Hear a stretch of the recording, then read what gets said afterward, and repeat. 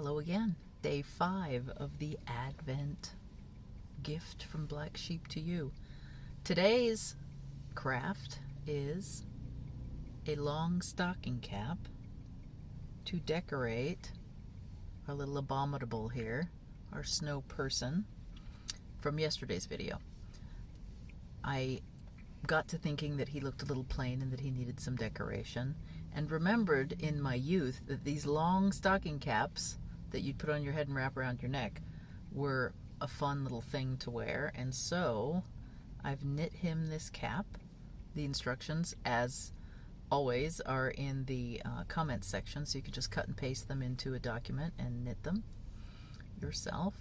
So on his head, wrap around his neck is his little scarf, and then tuck it in. And I made just the tiniest little pom-pom or little tassel to peek out the end. But there he is. I like him much better now. So there is our little abominable snowman. You can tack the hat on his head. It's on the loose side because I didn't give him a giant. He doesn't have an occipital bone. Neither do I, actually, and therefore the hat doesn't stay on very well. Hats don't stay on me very well either. But there he is. Tack it on his head, or you can even needle felt this on his head because this is wool on wool. And if you use fingering weight wool to knit the hat with, you can needle felt it onto him. The other thing you can do is just tack it with some stitches. And I think I'm going to hang him on the tree. So I'll go in and I'll insert a ribbon through the hat and his head and hang him on the tree. Eventually you'll see all these on my tree. The technique for this hat, and I've loaded a version on the needles for you.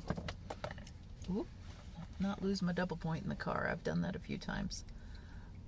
The technique for the hat is, you'll note single stripes, but I knit this hat flat and put a seam up the back, only because knitting this in the round would have been a giant pain in the back side. We'd have been to I-cord at some point. And I guess if you really want to do it, you could switch to I-cord and do this long tail, but I like to knit on double pointed flat needles. And when you do that, see this one row stripe here? Mostly I did that out of scale. You can do that using the technique that I'm sure I didn't develop, but I developed for me, by knitting each row twice. So we have two different colors of yarn on the needle, and I alternate yarns by sliding across, knitting my row, and then sliding back and doing the next row in the same direction. Every knit row will be 2, every purl row will be 2. So and I started this one on, it's a cast on 30, and then you just knit a regular hat as you would, and then we'll do some decreases. But so I've just finished the darker blue row. My next row will be the lighter blue row, and I will purl it across.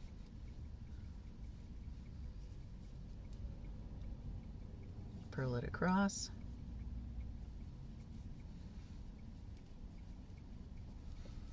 So how is your Advent going? Like I said yesterday, we are driving home from Tucson to Portland. I do think it feels weird. I don't feel like it's Christmas. It's kind of hard to get excited, even though you go into shops. We went into a hotel room last night because we're doing this in the least physical contact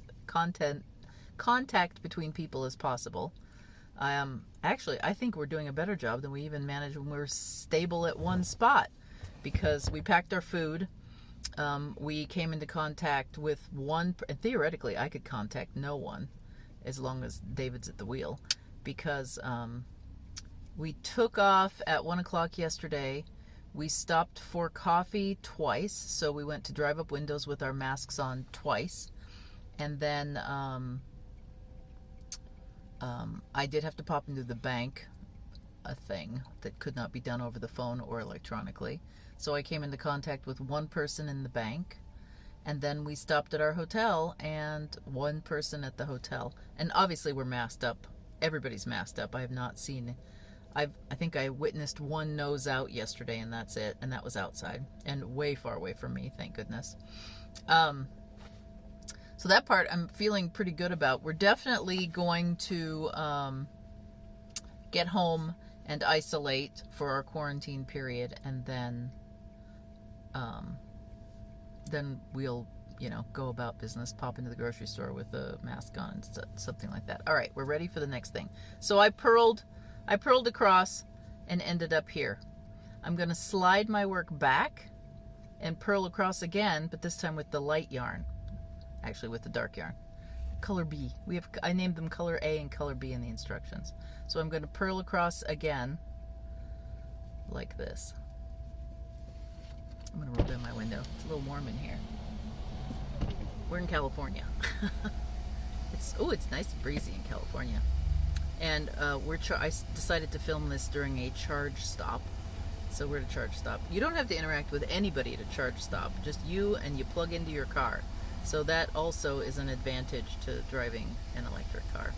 I did, in the lead up to this video, which will be the beginning and end for you, is the car has this funky computer in it, and it has fireplace mode, so you can get a crackling fire. I was trying to give you a little Christmas ambiance, since I have thus far failed. Other than the Advent idea, I don't know that I've brought a lot of Christmas to this Advent calendar YouTube event. I'm wearing t-shirts and shorts most of the time, and drop my needle again. T-shirts and shorts most of the time, and so not feeling very festive. And then it's 75, 80 degrees outside.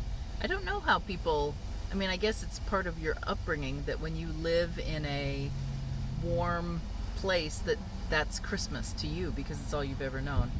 I was raised in the Pacific Northwest, so rain pretty much means Christmas to me. Sometimes you'll get the odd storm, you'll get the odd flurry, but I gotta say, anytime snow ever came along as I was growing up, it was usually January, not Christmas. So the idea that we would get a white Christmas was few and far between. I can remember maybe a handful of times. And growing up, every year we spent at my grandmother's house. So we would get out of school, and then, I don't know, usually 4 days. It depended on my dad's work schedule, but we would get in the car before Christmas, usually a few days before Christmas, and drive 6 hours to the Tri-Cities, which is Kennewick, Pasco, Richland, Washington, but my grandparents lived in Findlay, and on a farm, so that was cool. And we would get ready for the Christmas festivities at my grandmother's house. She usually waited to decorate the tree for us.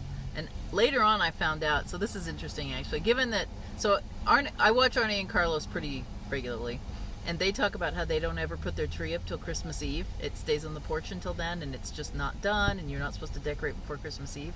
We didn't decorate till Christmas Eve at my grandparents' house.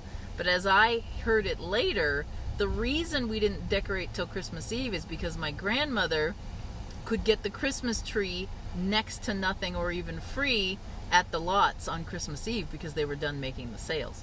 And so that is part of the reason she didn't put the tree up till Christmas Eve. But then she would leave it up for, I think, 12 days, I think is the tradition that you leave your tree up for 12 days after Christmas. And so I remember definitely that several times we decorate the tree. Sometimes we'd get there and it was done, but most of the time I remember decorating the tree. And then, there'd be a spread of food and all kinds of things laid out for us, and it was magical as a kid. And of course we would be there with all our cousins, so it was a crazy fun time. So it's hard to get excited about Christmas when it's 75, but that's why we're driving home. We're driving home to the cold. I'm not sure I'm excited about that, but I guess I'll find out. This is the first year where I've had the option not to be there during this time. So we'll see. We'll see how long it lasts. It will be nice because I have trees. All my Christmas decorations are up there. I don't keep any in Arizona. I guess I have one thing that I left there, and I am going to show you how to make that thing. So I may have to. Oh, I have one at home too. So I'll show you how to make that. It's just a granny square Christmas tree, but it's super fun. All right, so I showed you how to slide your work back and do every row. I'm going to do another row of that, this time on the knit side. So we're on the knit side, but see how you get the single rows instead of normally you have to knit across and purl back and then change colors. This way, on a double point, need a double point or you're going to be shifting your stitches all the time. You can get a full row of 2 different colors. So my last row was the darker blue. This row will be the lighter blue, and I'll just knit across.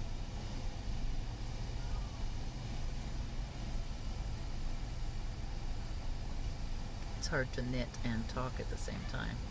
I'm sure my husband's thrilled when I'm knitting because then I don't talk.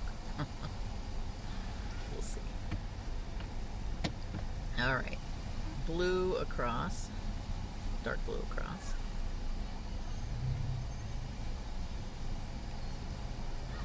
Light blue across on the dark blue. And then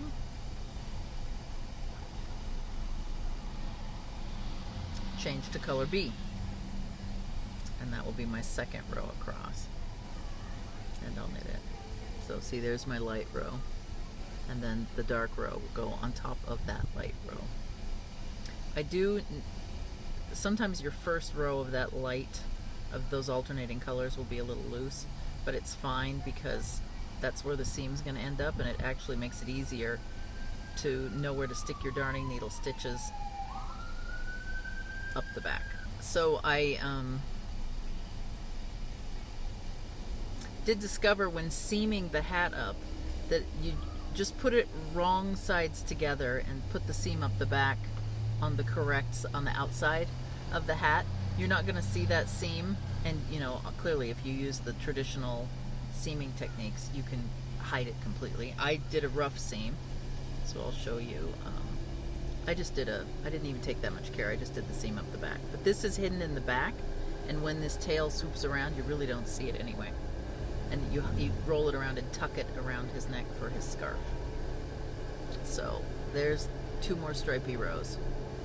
All we're going to do is keep doing this. We're going to do a section of 2 sets of 6 decreases, or 1 set of 2 sets, 3 decreases each, to drop this back off of his head and make it fine. And then for the rest of the hat, you decrease once as it goes tighter and tighter into a point over, I believe 84 rows.